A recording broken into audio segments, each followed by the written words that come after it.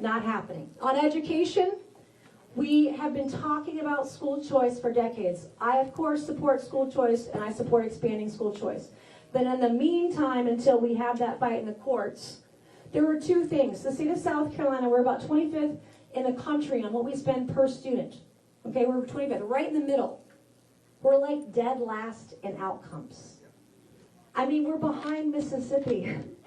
I don't want to be behind Mississippi in anything. If you're from Mississippi, we love you. Thanks for bringing your money here. But I don't want to be behind education in Mississippi, okay? It's two things. And I'm modeling this a little bit after Florida. Okay, I have read what other states are doing. We're not going to reinvent the wheel. We're going to do what other states are doing, and they're doing better. They're doing well. We want to do it too. Number one, mandatory automated. You're held back in third grade if you can't read and write. Okay? We're going to narrow those exceptions. I want our young boys and girls to be able to read and write, because if you can't read and write by third or fourth grade, you're not ready for middle school. If you're not ready for middle school, you'll never be ready for high school, and you'll never be ready for those good paying jobs we have right here in South Carolina. And if the kid cannot read by third grade, then we're going to assign them a reading mentor. And they're going to be required to read 90 minutes a day while they are in school.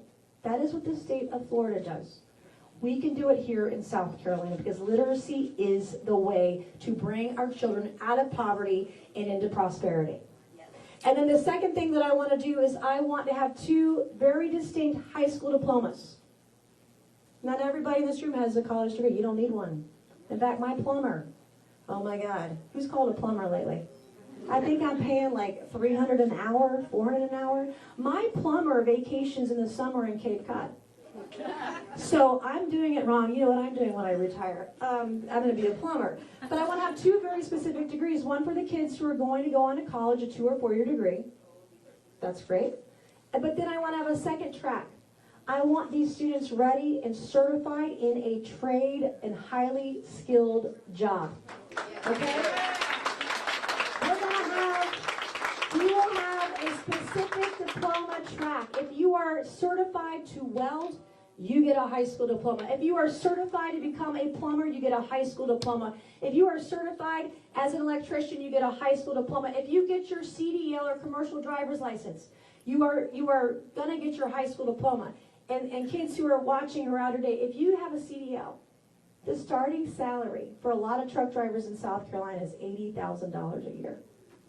And in fact, when I graduated from the Citadel, it's crazy good. I graduated from the Citadel, I had a 4-year degree. I taught myself to code. I became a computer programmer my first day out of college. I made $35,000 a year.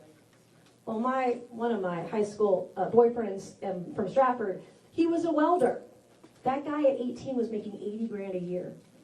He owns 2 homes today in Somerville. Like, he's done really well, and if you have a nuclear welding certificate in South Carolina, you're making $110,000 a year. It's incredible. And I don't want us importing these jobs from North Carolina or Georgia. I want them created right here at home for our people. Your sons, your daughters, you.